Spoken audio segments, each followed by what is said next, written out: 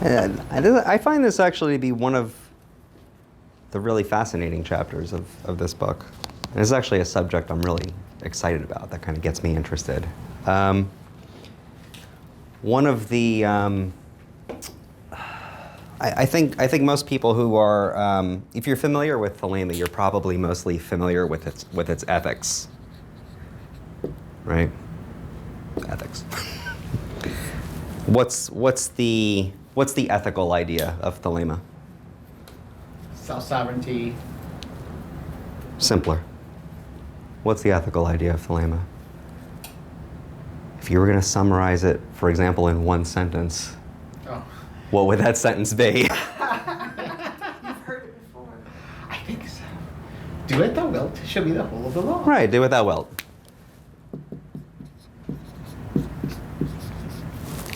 And, I mean, the interesting thing about Thelema is that it's not a standalone ethical philosophy. It doesn't just reduce to do what thou wilt. There's an entire cosmology underlying it.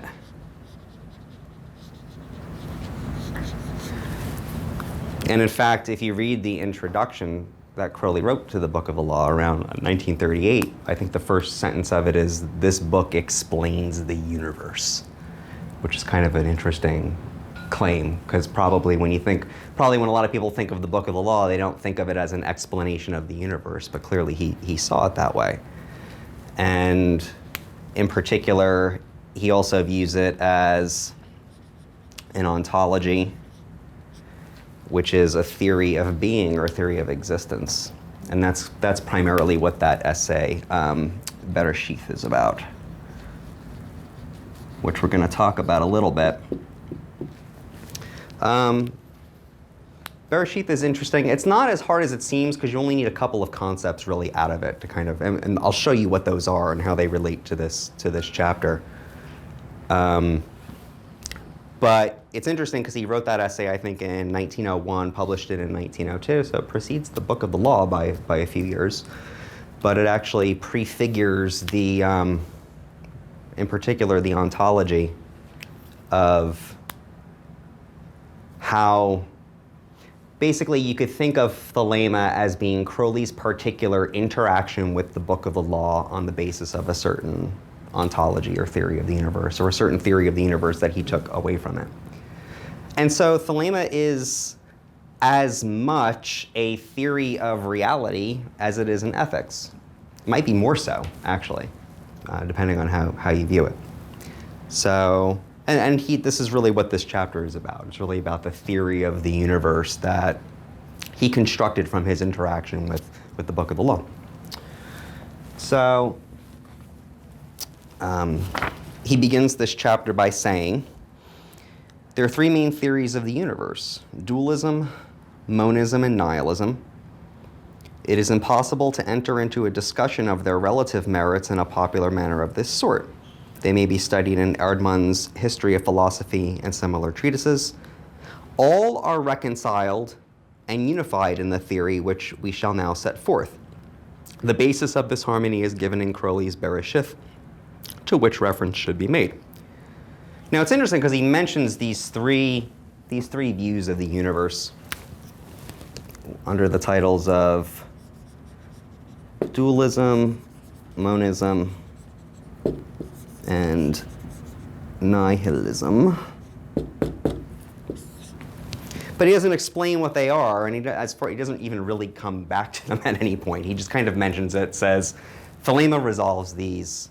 Now here's my view of the universe. And he kind of leaves it to you to figure out what they are or how it's reconciled. Now, these two here, dualism and monism, they have a lot of meanings, especially in the context of Western philosophy. Crowley's reference for these is more Eastern philosophy, though. We're going to look at that in a second. His reference for nihilism is Western philosophy, in particular Nietzsche. We're going to deal with nihilism separately at the end, because it's not clear exactly from what he says here how Thelema has anything to do with nihilism. But we're going to look at that, because it's actually, I would say that probably one of the easiest ways to understand thelema as a theory is to understand it as an answer to nihilism, which I almost never see anybody try to do that. But I think it makes a lot more sense. But let's consider the dualism and monism first. We'll dig into that a little bit. And then at the end, we'll touch on the nihilism. And this is really, really dense stuff. It's difficult. I've been studying this stuff for decades. If I'm going too fast, or if, just feel free to raise your hand. If you ask a question, I'll probably repeat it just to make sure that we can hear it on the recording. But it's fine to stop me for questions. I know that it can be kind of dry and technical. So let's see. Let's start here. This, by the way, this is a really, really useful book. This came out a couple of years ago. This is basically all quotes from Crowley arranged according to philosophical categories. So it's got a chapter on first principles, which the author feels are sort of like the essentials that you need to understand.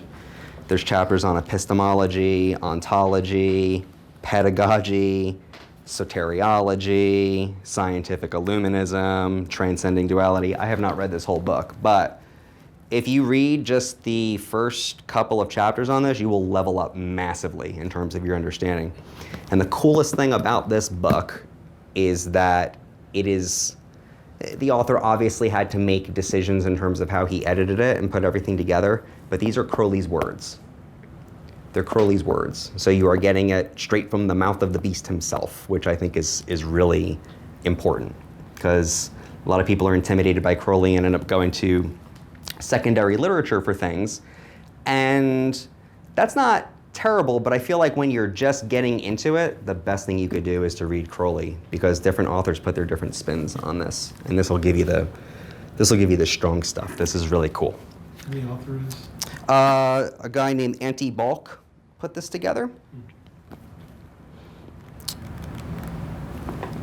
Yeah, I was really excited when this came out. This book helped me level up very quickly in terms of my understanding of this stuff. I highly recommend it.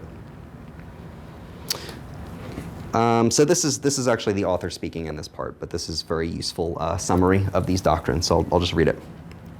He says, both the Upanishads, the classical basis of Vedantism, the best known form of Hindu mysticism, and the Bhagavad Gita, a dialogue in which Krishna, the Hindu Christ, expounds a system of attainment, are included in the curriculum of AA Course 1, Section 1, Books for Serious Study. Numerous commentaries have been written on the Gita, literally Song of the Lord, with widely differing interpretations of even the essentials. Different Vedanta commentators read varying relations between Atman and Brahman in the text. Advaita Vedanta sees non-dualism of Atman and Brahman as its essence, whereas Beda and, I'm going to mispronounce this one, Vishishtavaita see them both different and non-different, while Dvaita just sees them as plain different. As Shivananda puts it, Madhva said, man is the servant of God, and established his Dvaita philosophy. Ramanuja said, man is a ray or spark of God, and established his Vishishtadvaita philosophy.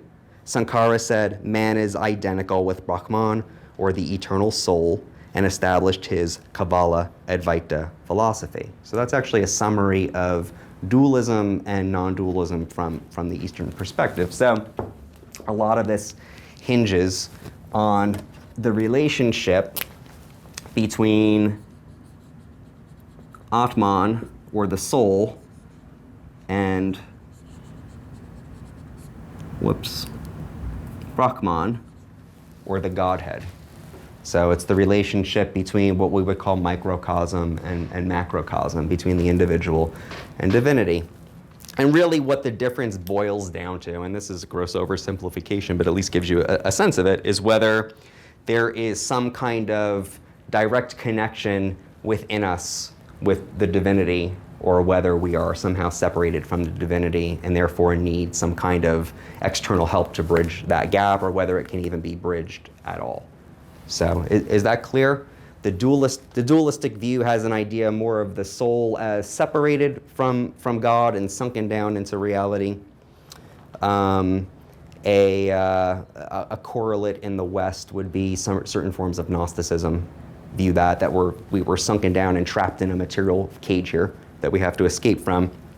And then the non-dualist views are more that it's more, they're different forms of non-dualism, but the idea is that there is a direct connection with divinity immanent within us, or even that reality itself is God, that it was never separated. Okay, so these are very broad headings. You're gonna find these all over the place, but that's kind of a thumbnail sketch of what's at stake there.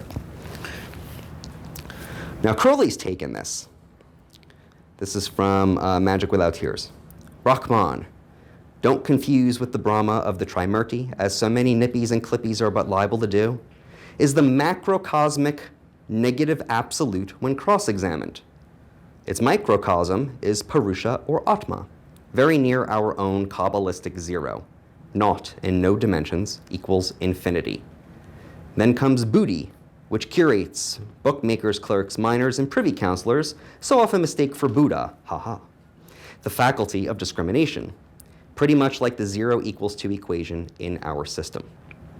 Okay, so what he is saying here, in his usual kind of opaque style,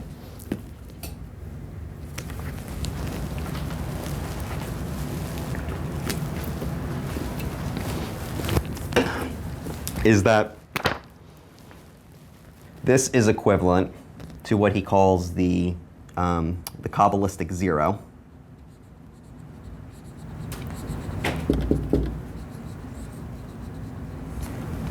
Or the macrocosm.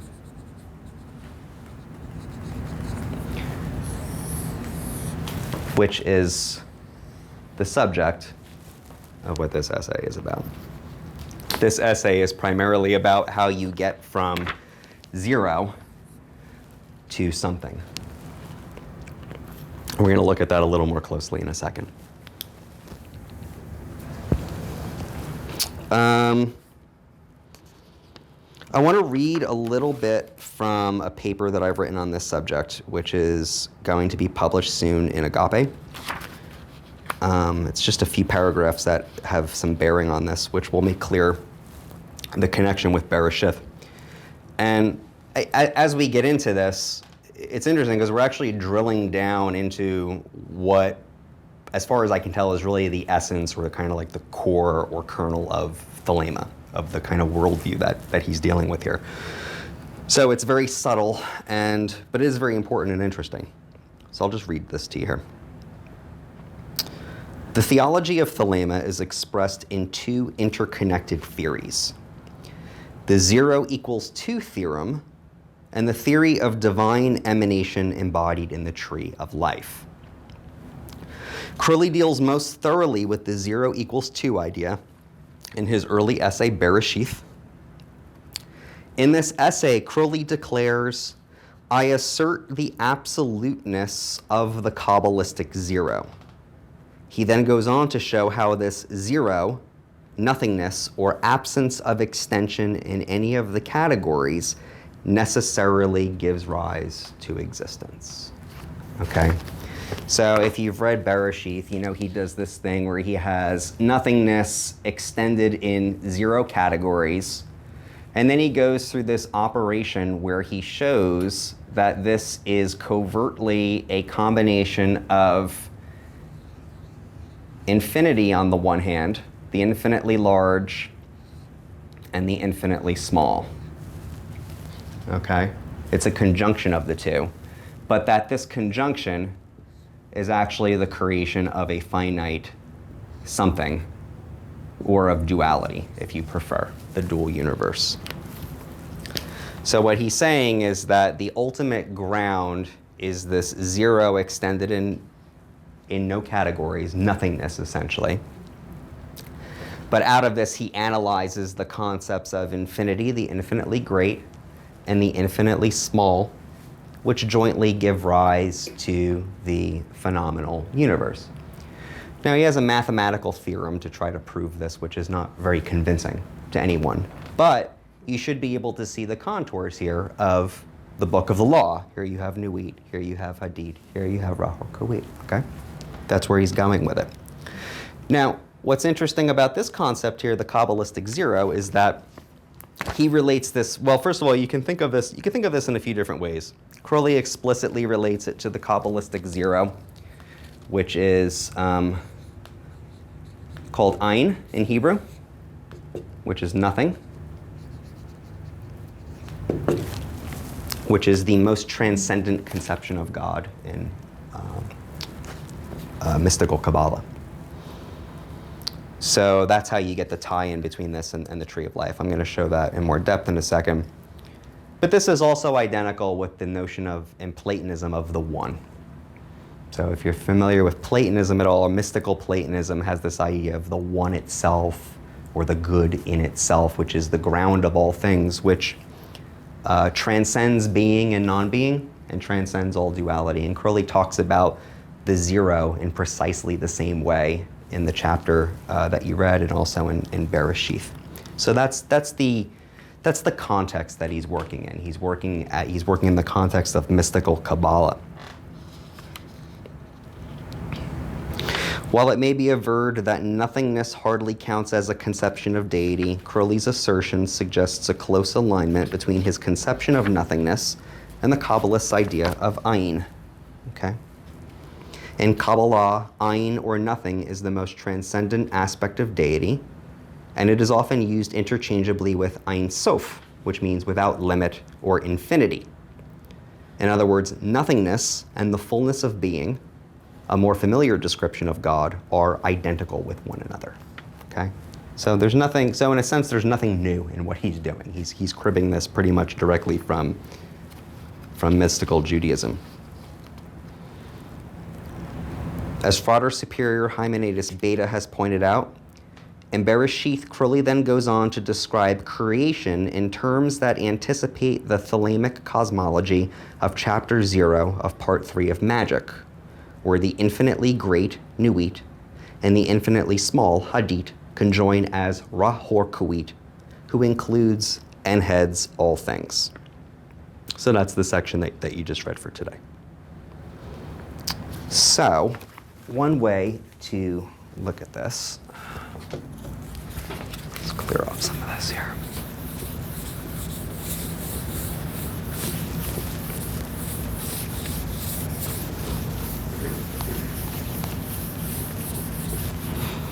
So in a sense, what we're looking at here is the same stuff you're familiar with, Nuit and Hadid, it's just being done at a different level or in a different register. So we have the infinitely great. We have infinity here, okay, which is really just another word for Nuit.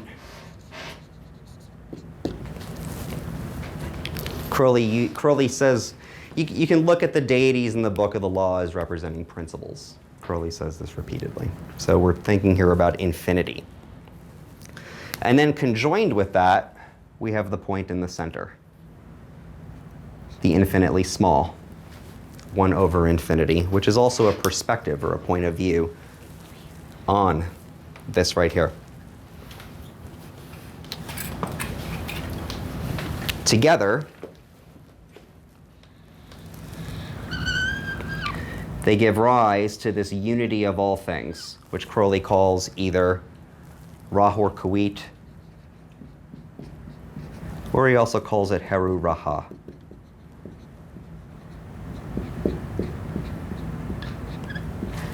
To include Harpocrates in it, or Horparkrat.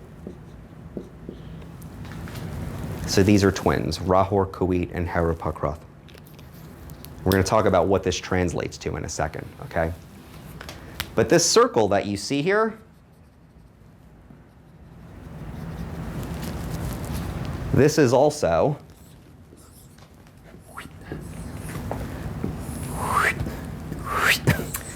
it's top of your tree of life, okay?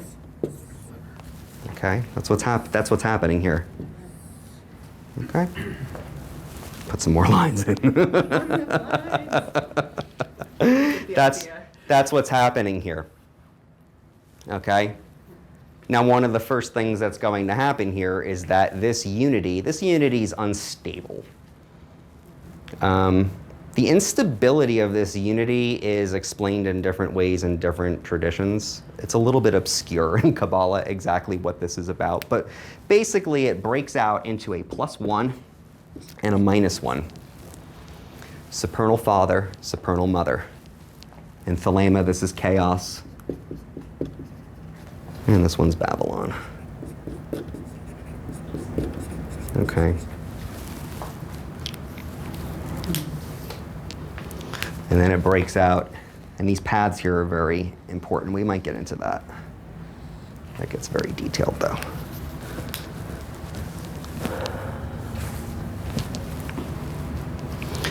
Crowley identifies this head of all things with Kether, crown on the tree of life, and here we encounter the second essential component of Thelemic theology, the emanationist model of the tree of life. As Crowley puts it in his commentary to Liber 418, 21st Aether, in the ontology of the new aeon, there's that word again, ontology, which means the study of being, study of existence.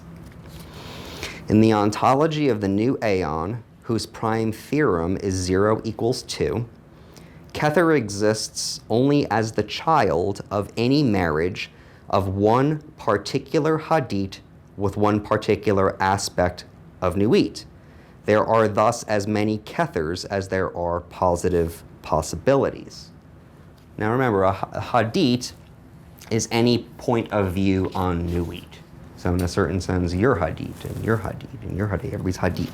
So that's what that amounts to.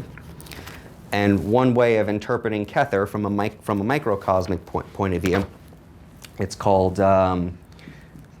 Yehida, which is the part of any individual soul which is directly in connection with divinity. So that's what he's on about there. So this, from a macrocosmic point of view, this is basically the entire universe itself. From a microcosmic point of view, it is the part of your soul which is identical with that. Very typical motif in Platonism. To think. The part of your soul that is a point within you. Yeah. And we'll get into, so there are different parts of the soul. We'll get into that in a little bit. We'll have to get into that, I think. Now we see the connection between the 0 equals 2 theorem, the tree of life, as well as the Thelemic notion of a star. Okay. Here's your star concept. So another way to think about the tree of life diagram is a little bit misleading because it makes you think of a hierarchy. And yes, the hierarchy is important, but another way of thinking about it is that everything is actually just kind of in here, just in tighter and tighter circles within here, that it's really just this thing dividing and kind of going through a process like meiosis, basically. But we can visualize it this way to give us a certain hierarchical perspective, which is also true. This star then undergoes division into Chokmah and Binah, +1 and -1, and follows the path of development down the tree of life that most every Thelemite is familiar with. And in his commentary on Liber Elvel Legis 129, he says, to know itself, each such star or soul must eat of the fruit of the tree of knowledge of good and evil, by accepting labor and pain as its portion and death as its doom. That is, it must reveal its nature to itself by formulating that nature as duality. Okay, now this is where we start to get into, well, this is where we get a few things going. So, to return again to the issue of, we were looking at a moment ago, Crowley says, in Nu is Hod concealed, by Hod is Nu manifested. Nu being 56 and Hod 9, their conjunction, this, results in 65, Adonai, the holy guardian angel. Okay, there's a new concept. The new comment on L363 reads, the fool is the great fool, Bacchus, Diffuus, Harpocrates, the dwarf self, the holy guardian angel, and so forth. He goes on to say, now the philosophical fall of the Atman produces the macrocosm and the microcosm, God and not God, the universe, or the power which asserts a separateness, an individuality, a self-consciousness. I am. So essentially what's happening here is that in its desire to know itself, it creates this duality of knower and known, of consciousness and nature, of logos and being. Okay, and that is ultimately, that is in a certain sense catastrophic, causes a certain collapse down into these subsequent spheres until you get down here, which is where Malkuth would be, which is nature, which is existence, but is also referred to in Kabbalah as the I of God, the self-consciousness of God. So this is actually an unfolding story about how God comes to self-awareness as a concrete, living, individual being who can then gaze back up and know its true nature. Okay. So to return briefly to the issue of dualism and monism, it's kind of both, as you can see. What's happening here is that at an ultimate level, reality is monistic. It's all one. What you see around you is actually a split-off part of your own divinity. But duality is the artifice or the means by which God gazes back upon God. Is kind of how it works. You are here to figure this out. That's why you exist, essentially, is to gaze back and to know your true nature, which is actually this. And that is the great work. And that is the great work, precisely. One of the interesting things is that this process of this splitting, this is arguably dramatized in the Minerval degree of MMM. Because the MMM has to do with the cycle of the soul coming into being, living, dying, going back out in this kind of serpentine fashion. And this is just the moment of where the soul is drawn down into existence. The solar system, like exemplified by the planets. Yeah, you're coming down into it, essentially. This is about, as Crowley just said, the fall of the Atman is about the utterance of I am. So that's one way of looking at that. Crowley further articulates this notion of the head of all things in Liber Samek, where he identifies Ein Sof and Kether. So this is Ein Sof and Kether together, with the holy guardian angel. This angel undergoes division down the tree of life, in other words, it incarnates, in order to, quote, obtain articulate apprehension of the soul by measuring its reactions to its relations with other incarnated beings and to observe theirs with each other. Usual turgid prose from Crowley there. The Sephiroth of the Tree of Life, therefore, could be seen to represent chapters in the biography of the angel, or the Kabbalistic deity. Crowley uses the concepts interchangeably. In the same essay, he also describes the angel as having eaten of the fruit of the tree of knowledge of good and evil, otherwise becoming wise in the dyad, Chokmah.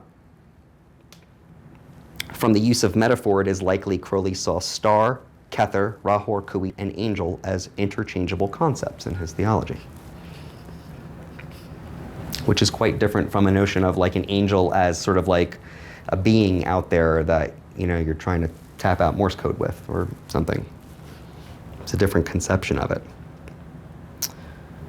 How much do I want to say about this? Fuck it, let's throw it in. The same systematic theology is also essential to understanding the system of OTO. The Man of Earth degrees, 0 through PI, describe the process of incarnation of a god, i.e. the candidate undergoing these initiations.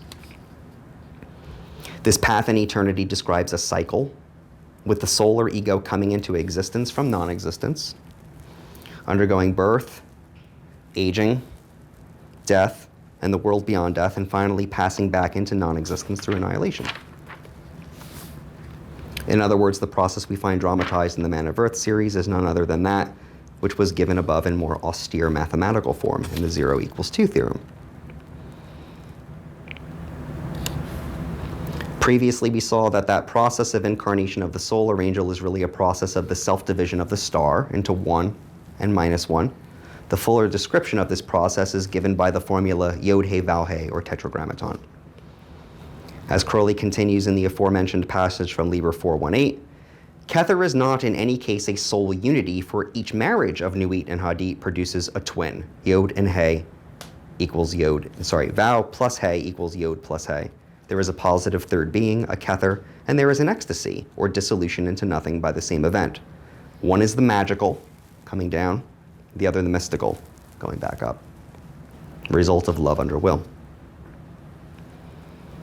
Let's skip the bit about the Mass, shall we? Okay. So right before going on to the next thing, one interesting thing to point out here. So I mentioned that this unity is a duality of Ruach or Kuit on the one hand and Hor Parkrat on the other.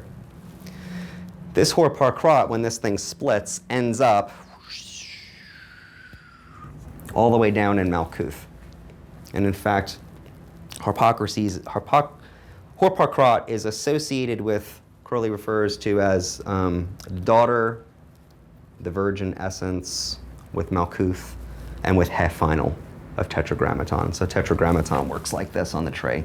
You've got Yod, He, Vav, and He final is down here in Malkuth, which I have not drawn. Another word that he has for this is seed, silent self, the secret self, the essence of the self, which is also associated with this path up here, which is Aleph. Pardon my Hebrew. So what you have is the ultimate unity is reflected down in Malkuth in each one of us as our own perspective, Hadit, which then strives back for union with this. That's the path back, the great work, as you said. So that's kind of a whirlwind tour of how that all works out. So what about nihilism? What about it? Actually, before I go on to that, this is a lot of stuff. Any questions on this?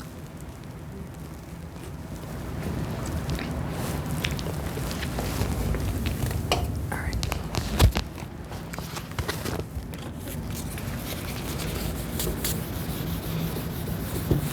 Really useful diagram. Oh, yeah. Yeah. Is it in your essay? No, I made another cool diagram, which is in there, though. I can send it to you. Maybe it'll be in the video. That's true. And when we're done, I'll show you a different drawing of that. That's super interesting when I did it. So let's talk a little bit about nihilism.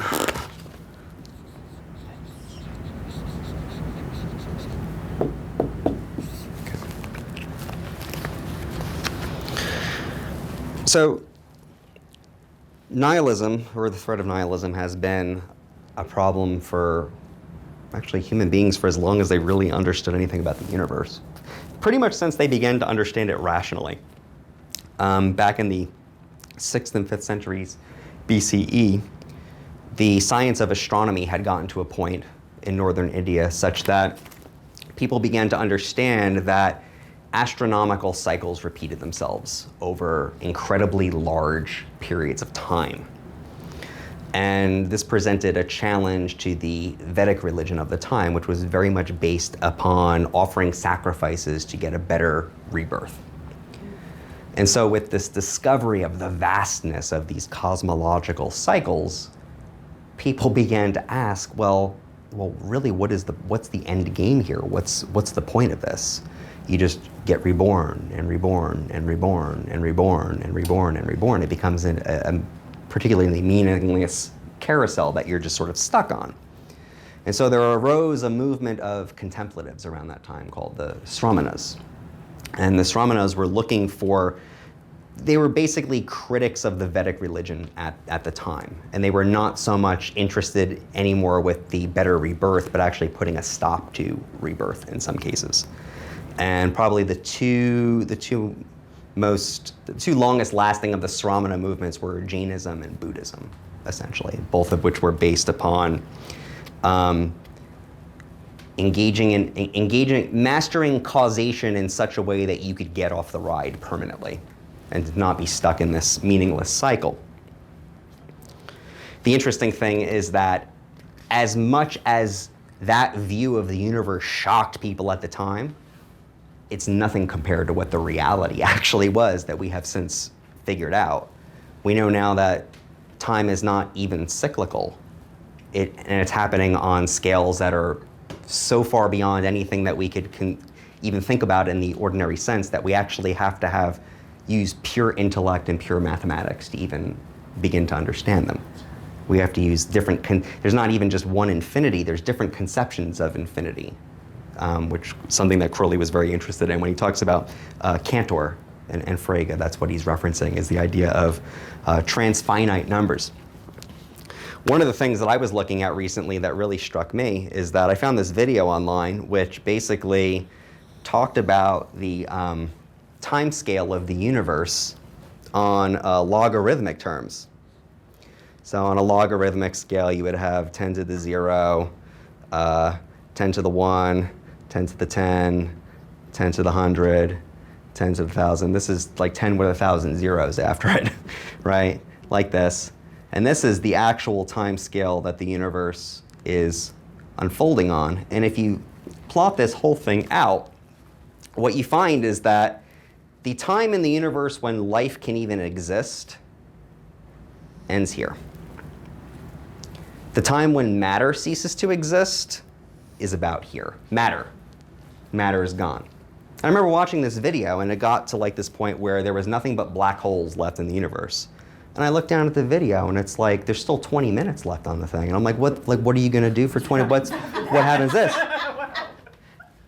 And for a long time, there's just nothing but black holes. It's just black holes. And some energy and photons flying around, and even eventually the black holes disappear. And it goes on for trillions and trillions and trillions and trillions and trillions and trillions of more years. The universe does not exist, not only does the universe not exist for sentient life, it doesn't even exist for matter. It exists, if you were to say, if you were to just take it by the sum total, right? You would say, well, the universe exists for the sake of black holes, for just basically like information vacuums. So how do you begin to find yourself with all of your normal human intentions and your human desires in something on this kind of a scale? Where does the body fit in a universe that doesn't even possess matter? The universe that we exist in, we think of ourselves as being in a universe consisting of stuff, of matter. But really, we don't. We find out that there's an enormous disconnect between our ordinary sort of embodied existence, right, where we go around trying to accomplish things, and the way things really are. There's a contradiction between them. And we find that we're no longer at home in the universe when we really begin to understand what it's about. So really, the paradox that has happened here is that human beings have tried to go about having a purely rational relationship with the world. They have put reason and understanding how things truly are. We have put that at the center of our whole existence, of our enterprise. Even modern politics is based upon an idea of autonomy and self-determination and the freedom of the individual and living rationally. But by doing so, the paradox is that we have completely decentered the human existence. We've kicked ourselves out. Our bodies have disappeared. We find out that in truth, the universe is not anything that we thought it was at all. And so we find ourselves homeless. And this has been the consequence of, really, of modernity. The idea is that our will to truth eventually renders even the will to truth itself absurd. Because you can begin to ask, well, why does any of it matter? There was recently a speech on the floor of the Senate by Adam Schiff during the impeachment trial, where he was saying that it was an impassioned plea for things to matter, right? He says there is right and there is wrong, and it matters There is the law, and it matters. But that's precisely the crisis that we find ourselves in. Because the crisis that results from this is not a crisis of skepticism about right and wrong. That's not really what the problem is. It's not even a problem of moral relativism, like where you have your version of right and I have my version of right. I mean, that's part of it. Modernity is sort of founded on the idea that you come from a different culture from what I do, but we can somehow come together and make it work because there are these sort of abstract ideas that'll hold us together, right, in a sort of political system. But even that's not really the problem. The problem here is I could grant to you, no, I accept that there is a difference between right and wrong. I agree with everything you say, it's wrong. But I don't care. I'm going to do it anyway. I mean, that's sort of the position we find ourselves in now, where it's like, you know, fact-checking a president who clearly doesn't care one way or the other whether he's telling the truth. It doesn't matter. And that's really what the struggle is about, is whether any of it matters. And that word matters is really interesting because that's sort of what it's about. It's about matter. Does anything matter? Does anything have weight, or does it all just simply rise up into the air? Crowley accepts as axiomatic that the universe is disenchanted in the sense that I just described. In that chapter you read, he says God is a number. Sometimes this aspect of thelema is missed because I think a lot of people come to thelema from like a spiritual but not religious background, or maybe they come to it from a background of ceremonial magic like I did, and they try to understand thelema as a particular modification of another kind of spirituality. And it really doesn't, it's hard to make sense of it that way. I remember coming to thelema from a background of ceremonial magic and thinking, well, what does thelema add to this practice of magic? Am I just willing it harder? Is that what this is? Like, am I just doing it like gritting my teeth and like I'm just doing more will? Is that what? Because that doesn't make any sense. Am I supposed to do magic now feeling like I don't have any guilt about like smoking a joint or having sex out of wedlock? Because I didn't have that problem before. If you look at thelema from that perspective, it's very hard to discern precisely what thelema is good for exactly. It takes a while to get at it. But if you think about it as a response to nihilism, it actually starts to make a lot more sense. And I'm going to show you why. Basically, what Crowley is trying to do with his philosophy is he's trying to set, one of the things he needs to do, right, given this framework that I just showed you, where the will to truth, to a rational understanding of the world eventually undermines itself, one of the consequences of that is that he has to set limits to reason. So let me quickly draw the tree of life for you again, because he thinks about this in terms of what's called the Ruach, which you may have heard before. I'm not going to draw in all the lines, but basically the Ruach is this area of the soul right here. We're going to treat this now as a map of the soul rather than the universe, okay? This is what he calls Ruach, which he tends to think about more or less identically with the normal faculty of discrimination. He referred to it as buddhi in the quote that I read before. The faculty of telling this from that. It's a faculty of inferring things, essentially. This would be your will to truth. And what he has to do is he has to set a limit to this, and he has to reorient this toward this up here, which is called neshama. I'm going to spell this wrong, but that's okay.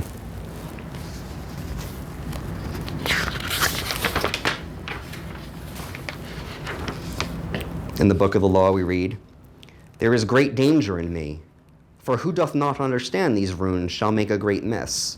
He shall fall down into the pit called Because, and there he shall perish with the dogs of reason.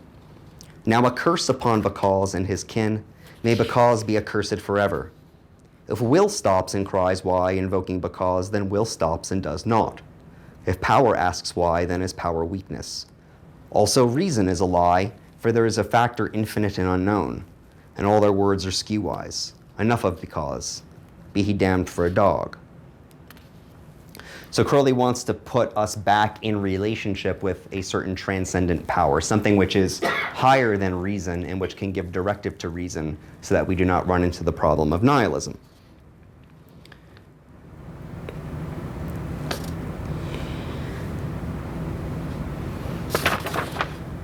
Just trying to decide whether I should launch into these quotes or some...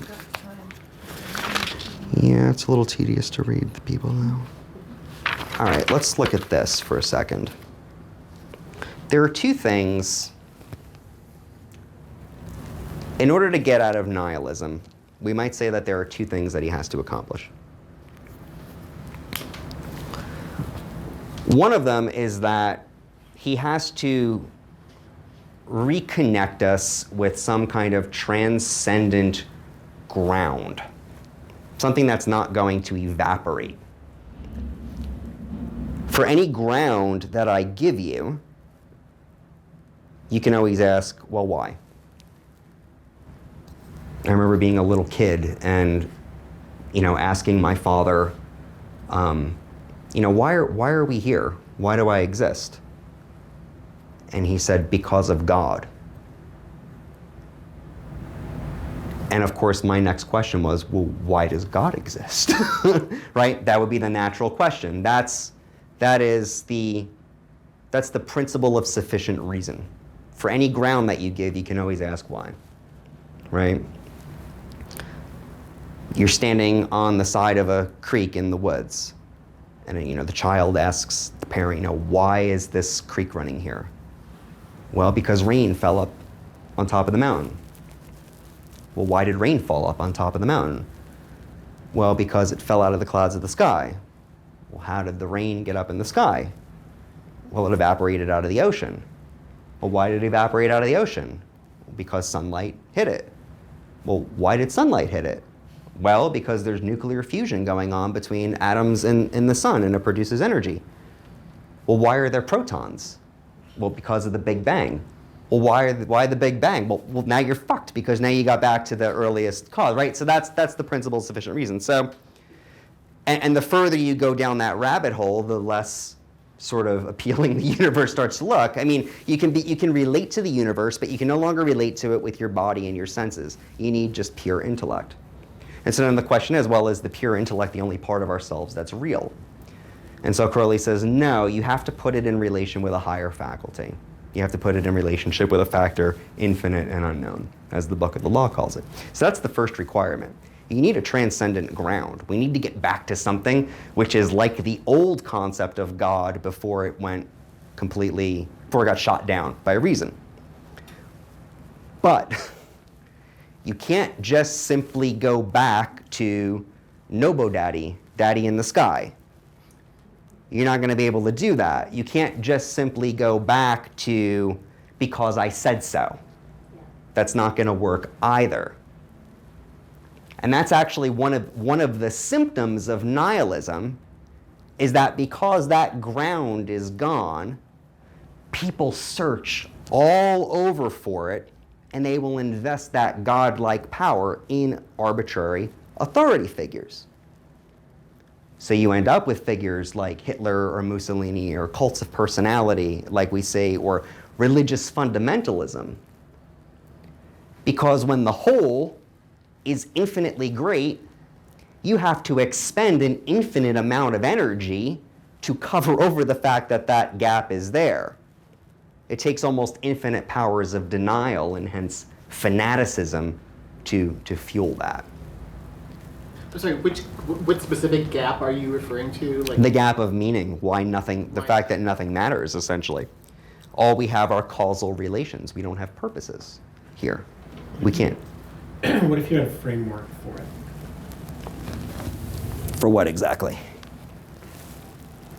So instead of a grounding principle, things happen for this reason, for causality. That's what we have. The problem is that if you pursue that, and you don't have to pursue it very far, because we saw that even in the case of ancient Indian astronomy, people were just like immediately freaked out about what that kind of questioning revealed about reality. It shattered their whole religious view pretty much immediately. Nor are you going to have the option, and let me be clear about this, you're not going to have the option of just simply choosing to believe something. You can't do that. You can't make yourself force yourself to believe something. It just, like, belief doesn't work that way. It's almost like there's like a little scale in the mind. You put enough, rocks on this side, it tips, and it's like it gets tipped up, and oh, I believe that now. It's almost like a causal process. You're not going to simply be able to use raw willpower and I'm just going to overcome the meaninglessness of reality just by willing it and just by being tough. Whatever true will is, it can't be that either. Because Crowley would locate a choice like that down in here. Because you're still in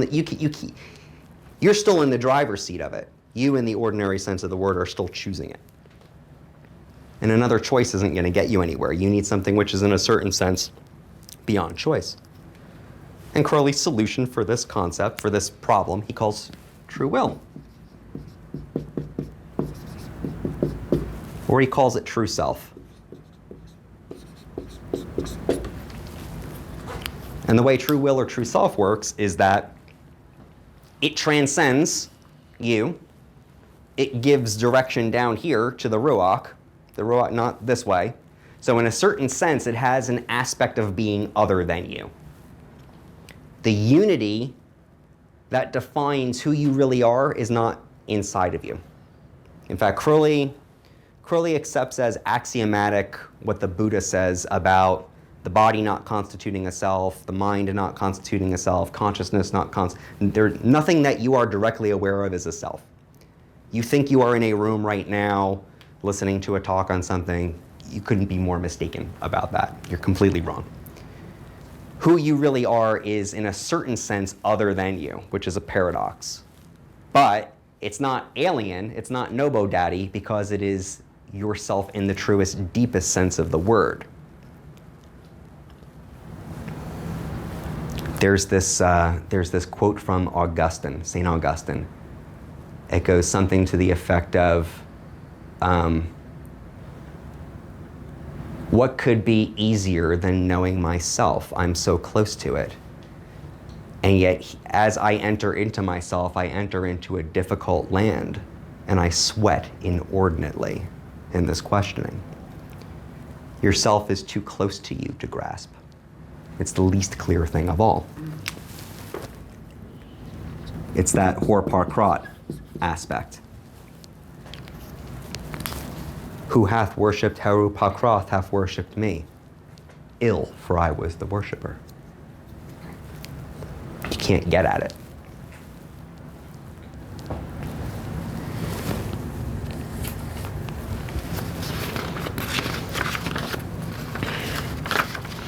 The way that we relate to this as Thelemites in a sort of from a religious perspective, the way we orient toward this is primarily through the symbol of the sun.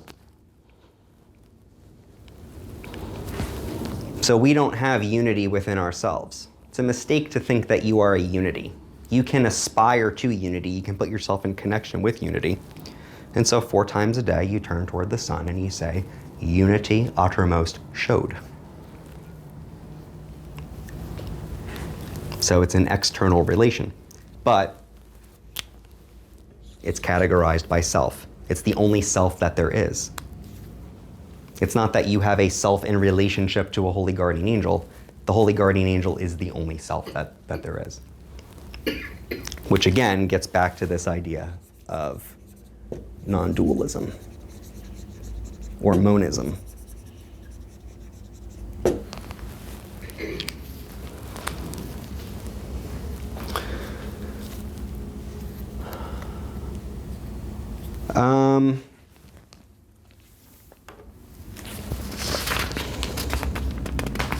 I won't I'm not going to go through the trouble of reading all these quotes. I will point out that good places to get more information on this are in the commentaries. I put a lot of these on my website, Mouth of the Beast. I think that's where I pulled these from. If you look in the first principles section, a lot of this is in there. But that's basically what I have for you guys. Is it like a little bit clearer now? Oh, yeah, actually. Is it? You can at least see like what's at stake in it, even if you can't completely understand the solution, right? You can see sort of what he's at pains to do. So the whole basic idea is that everything is us, God is us. We are, there is that unity, but we have to experience it in a dualistic fashion because we cannot possibly understand it because it is so close to us unless we view it separately. Yeah, there is no knowledge unless there is knower and known. So knowing itself, even self-consciousness. I mean, that's sort of the story that he's trying to tell with this business with Kether up here. I am divided for love's sake, for the chance of union. So this is the first division. I mean, there are two ways to think about, there are two ways that Crowley tends to treat duality. He'll treat it either as an artifice of self-expression of the deity. So in other words, the deity wants to know itself, and so it manufactures duality to do that. And then the other side of it that he thinks of is that it just does it because it likes to play. So on the one hand, you have the idea of a lack. It begins from a lack of self-knowledge, and so it fulfills that lack by moving outward. The other idea is that there is an overflowing of something. There's play. There's just a desire for multiplicity, and that's where this comes from. And both aspects are there. And is there a counterpoint to the play? How so? What do you mean? Containment, Saturn. I would say that no, for sort of a subtle reason. Because if you have counterpoint, there can be counterpoint, but counterpoint is not, it's not defining itself in opposition to something.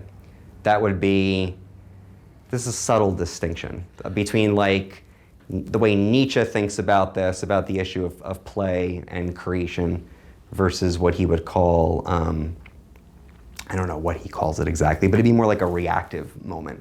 It's not reactive, it's not reacting against something else. I guess what the question I'm asking is, so uncontained chaos, so water without form is not terribly useful. Right. So that's the counterpoint I'm asking. I see what you're saying. So, yes, there is form to it. So the idea is you get two moments coming out of here. And you get this moment here, and you get this moment here. This moment is the fool, playing for the sake of playing. This one is the magician.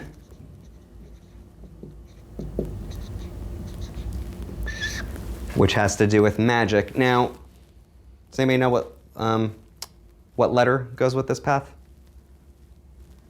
Well, the first two is Aleph Bet. Bet, yeah. Do you know what Beth means? B. Yeah, I mean, What the not word in means. Kabbalistic. I studied Hebrew, but Second. It's a window or a door or something. No. No, I'm terrible. You know what it is? I know it's house. I Yeah, don't know. it's a house. Yeah, that's house. It's a house. I knew it was a house. Big old house. Beth is a house. It's building. A house is a place that you live. Magic is creating an abode. It's turning the world into a place that you can dwell in. It's creating a garden. That's part of what enjoyment is. That's part of what magic is. It's about creating the world into something. It's about turning chaos into a garden and turning it into a place where we live and dwell and have our being. that's what this means. And it's funny the way you drew it, because this is an infinity symbol, Mm-hmm. and this goes straight down. And this is Manipuri as well. And Mhm. the colors have those meanings as well. That's Eris's philosophy.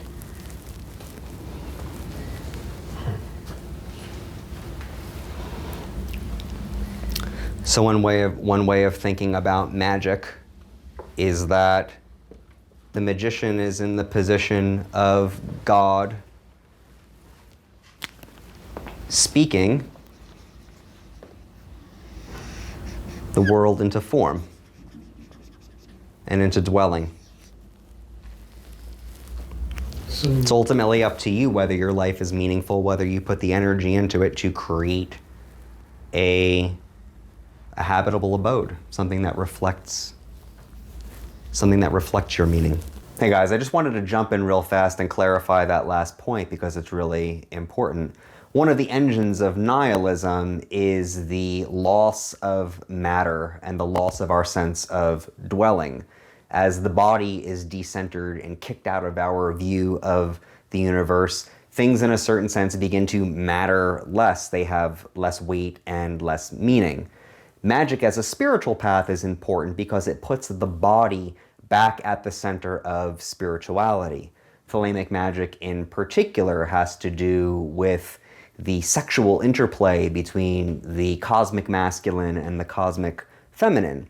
And as we can see in terms of Crowley's treatment of Kabbalah, he makes a really big deal about the letter Beth being linked with the magician. Beth, as I'm pointing out here, means house. I'm relating it back to dwelling. So magic is about putting the human body back at the center of cosmology and putting human dwelling back at the center of our understanding of human spiritual activity. something that's contained and is a reflection of the chaos, which is... Yeah, and you were asking about Saturn. This is associated with Saturn. Yeah, because this side is called the cauldron of creation, Mhm. and this side is called containment. So That's how those two work. Yeah, in interaction. That's the masculine principle and the feminine principle. So this is energy, outward energy, and this is formative. This molds and shapes. Mhm. You need both. This brings things into appearance. Without this, there's no appearance. There's no shining forth. This makes it shine. That makes it breathe from within, so to speak. And they're connected by, well, this is Venus. Love, supernal love. The gateway. That's... Yeah. What's interesting is Vina is black, and you're saying that that's where we form things and make them appear, Mm-hmm. but the sphere is black. In the queen scale. In the king scale, it's crimson. But what I took from that when I studied it being black is that you can't see black without a sheen on it or Hmm. light shining on some sort of part of it. So it's whole black is nothing, but this is hard to explain. But it's like you have to have something making it appear. Mm-hmm. It has I to don't know how else contrast to- against. Yeah, yeah. I'm not an artist. I can't explain it that way, but that's what I'm trying to say. So, and that's what helped me understand the essence of Vina was having that thing that happens to make black appear. So, yeah. Because when I studied Kabbalah, that was the sphere that I was immediately drawn to. Mhm. The first day I walked in the room and the chart was up, and I'd only ever seen the tree in some books, over the years, but I didn't really know what it was, and I was there to learn it. Mm-hmm. I didn't know anything about what I was looking at. All I knew was that I was drawn immediately to that sphere, and I was like, whatever that sphere means is the reason why I'm sitting here. So, and I was like, wow, that's pretty heavy. So, yeah.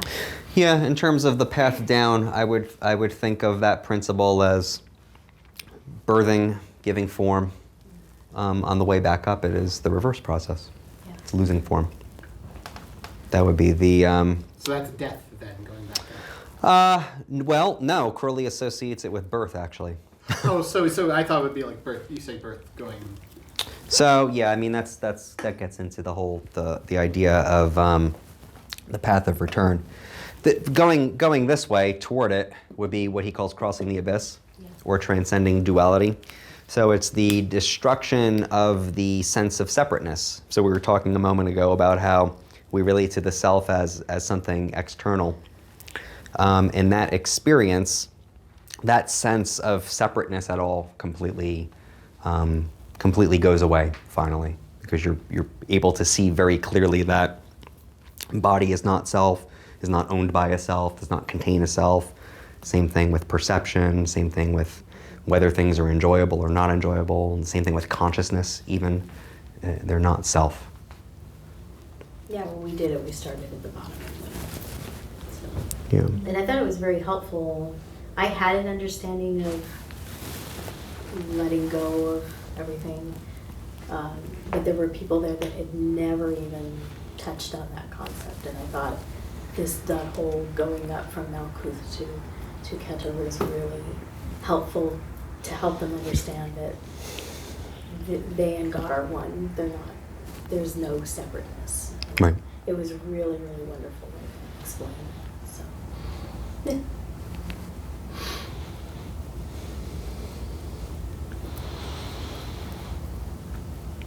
So, dualism, non-dualism, a little clearer. Nihilism, Yeah. kind of a little clearer what's at stake. It's interesting to get the sense of like what motivates this. Like I remember just trying to figure why would somebody do this? It's just like if you can understand it as a kind of spiritual emergency that he's responding to, it makes a bit more sense. That's what I always try to look for in any philosophy is like, well, what's the emergency here? What would have prompted this person to write all of this? What are they trying to get at here? There is actually one little passage that I'll read here for you that touches on this, which is very interesting. It's from Little Essays Toward Truth.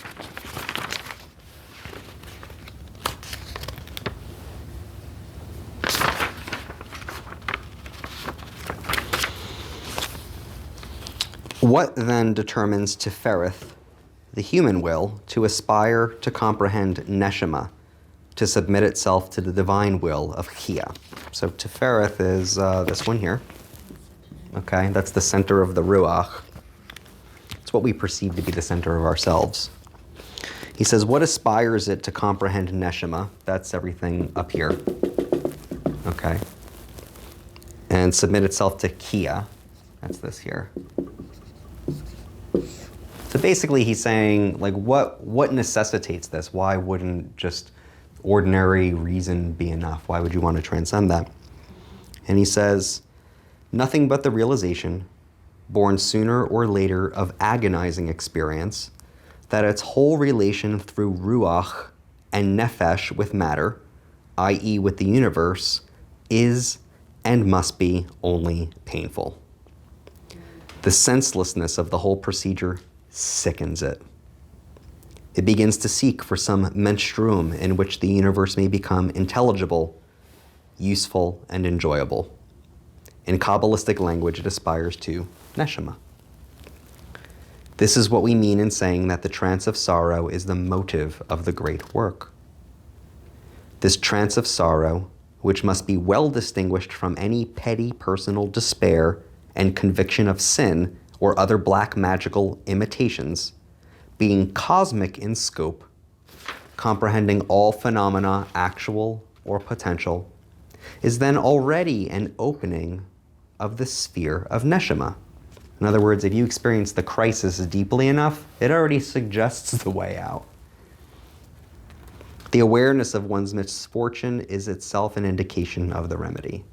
It sets the seeker on the right road, and as he develops his neshama, he soon attains other experiences of this higher order. He learns the meaning of his own true will, to pronounce his own word, to identify himself with Chia. Finally, realizing Chia as the dynamic aspect of Yahida, that's the top one there, he becomes that pure being, at once universal and individual, equally nothing, one, and all.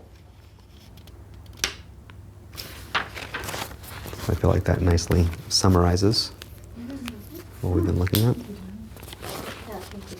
Yeah, you're welcome. That was really good. Yeah. And I'll put, I'll write my website up here and my email in case you want to check out more stuff. I'll definitely be checking the video out again to Good. go through this. Hopefully it came out okay. Tentpole, what? So, It was part of the house. No, I was in the mic. that's my website there. I've got a bunch of cool, useful tools on there. So, yeah, glad it was helpful. Hopefully that now you'll go back and crack that Yeah. that magical universe chapter and